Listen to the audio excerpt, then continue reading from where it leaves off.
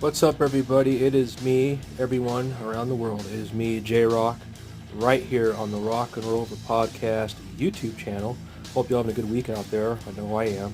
Been busy with work and all that stuff. So I'm just going to give you guys a little bit of an introduction how I got into the band with Kiss and other artists as well that I grew up with and I still continue listening today. So how I got into Kiss was, it was about 25 years ago. My father was a big fan in the early 70s, like 1976, and the first album he's ever bought was Kiss Destroyer, which I still have the copy of today, which is hanging up on the wall in my bedroom. So how I became a fan, we were at a storage unit in Alamosa, Colorado, and I was looking through his vinyl collection. He had like one or two crates of vinyl, and he had like bands like Steve Miller Band, Aerosmith, Black Sabbath, which I thought was pretty cool, and just other vinyl that he's been collecting over the years. And I came along, Kiss Alive 2, and there's an album that I really thought like, oh, this is either going to be good or it's going to be like, or it's going to suck, either way. So I was looking at the album cover, and the album cover's right here, and I was just fascinated with the album cover. And so I told my dad, I'm like, hey, is it cool if I take this? And he was like, sure, go right ahead, take it. Of course, back then I didn't have a record player, so I had to get a CD player and everything. So, I had to buy a CD player to play CDs on, of course. And so, anyways, Kiss Live 2 was the first time I ever got into it, and after that, it just kind of exploded from there. Like, I just slowly became a fan. Every restaurant I worked at, dishwashing, either prep cooking, in a small town in Oak Creek, Colorado. I saved all my money, and I would buy the CDs. Of course, back then, at that time, the 90s, they were all remastered, so you couldn't get the original tapes. They were all remastered at the time. So each paycheck I got was purchasing towards the Kiss CDs. And it took me about 3 years to collect them all, and I did. I still have them today. I still listen to them today. And so it's interesting how that became such a huge thing for me. Then when I was 16, I saw them in 2000, March 28th of 2000, the first farewell tour with Ace and Peter, Gene and Paul. And my mom took me to the concert.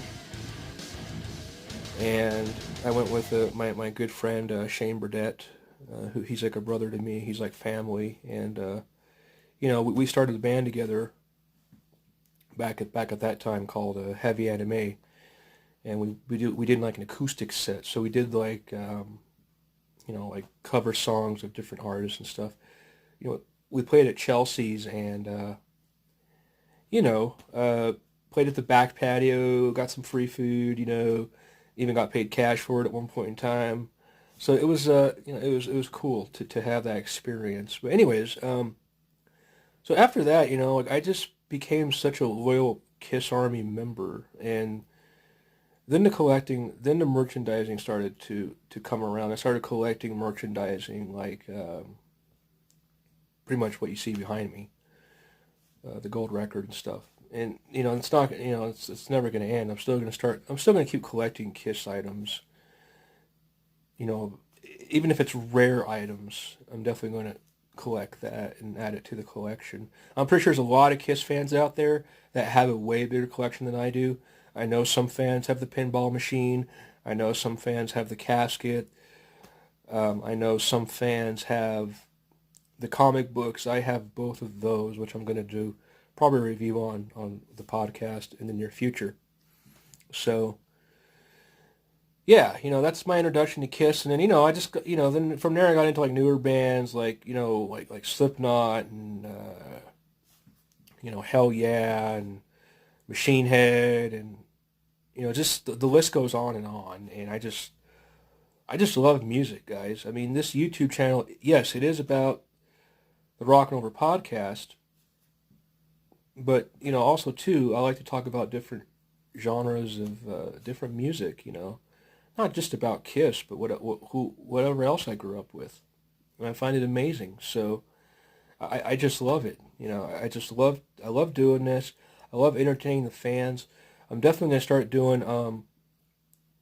like I said, episodes live, and I'm also gonna do like merchandising reviews as well. So it's not gonna just be about the podcast, guys. It's basically gonna be like merchandising, concert footage, stuff like that. You know, each new piece I get, I'm gonna review it. And I'm gonna talk about it, and and dissect it, see where it goes. And that's how I feel about it. So, Kiss has got me through some, a lot of hard times in my life, good, bad, and the ugly. Without them, I wouldn't be who I am today. Having a podcast, getting the Rock and Roller Podcast name out there, and plus the YouTube channel. So anyways, guys, I just wanted to give you, a little bit of an introduction of how I got into the band. So click that like button if you want me to do more videos. I'm definitely going to do some podcast videos as well this week, and I'm going to record that as well. So hit the like button, subscribe to the J-Rock Rock and Roll Over podcast YouTube channel, guys, and I hope you all have a wonderful week out there. Be safe, and rock on, everybody, and keep it real. Adios.